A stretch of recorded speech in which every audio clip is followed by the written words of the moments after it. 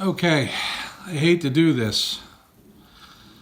I generally try not to jump the gun on making a decision on something that's not in my lane, to be honest with you.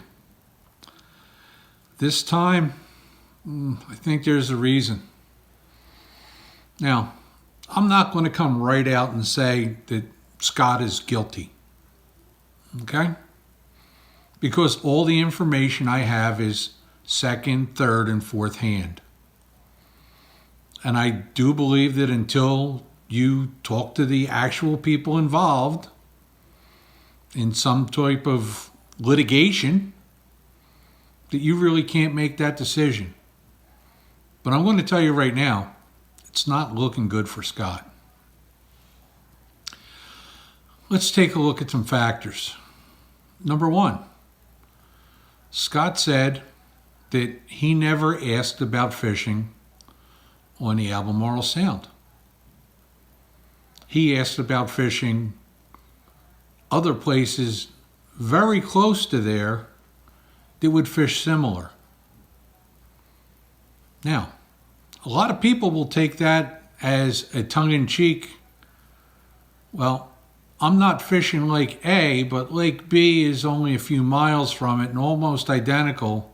So what's going on Lake B? Like if you're going to, what's some lakes that are, if you were going to Santee Cooper, Lake Marion was off limits, but you could fish Lake Moultrie. Well, if Marion's off limits, and you call somebody and ask them what's going on Lake Marion, and they're in on the whole, oh yeah, I get it, you're asking me about Lake Marion but not Moultrie, that could very well be the oldest trick in the book when it comes to getting information. Let's look at a second factor. I don't think that Scott ever wanted to go to Bassmaster. I don't think he ever wanted to go fish the elites. I think that it did probably fit into a good storyline where he was going to avenge his father's not winning. You see, there were some rumblings a long time ago when MLF bought FLW that Scott wanted nothing to do with Boyd Duckett. He wanted nothing to do with anybody else in that organization. He basically didn't trust the people, didn't like the people, didn't want to be associated with the people. That's not Scott's fault. But I do believe that if you do some searching around and talk to people in the industry, they will remember him speaking harshly about him.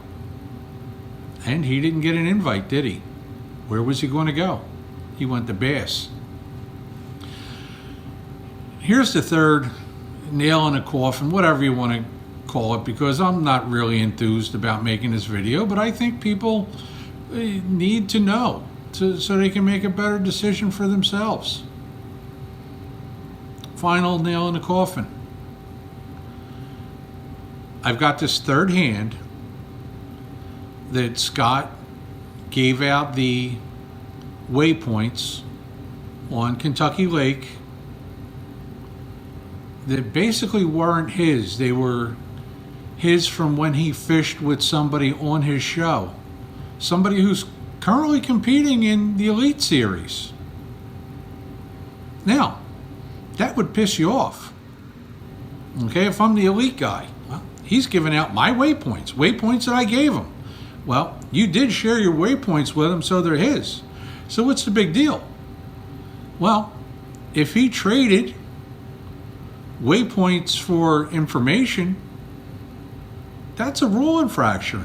That is bartering. I trade you for this, you trade me for that. So, it's really not looking good for Scott right now. It really isn't. And the whole lie detector thing, yeah, you can go and get a lie detector.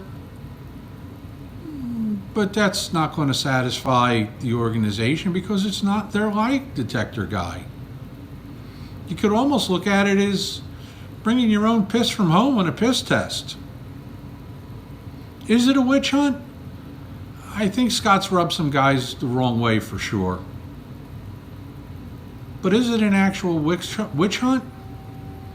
Or do people now have the opportunity to get rid of somebody that they feel is not good for their organization in the long run?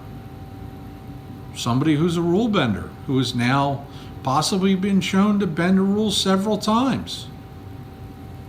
Tell me what you think. Like I said, I like Scott. I like his content. I think he'd be a cool guy to hang out with. I just don't know if he did the right thing. Till next time, I'm Steve.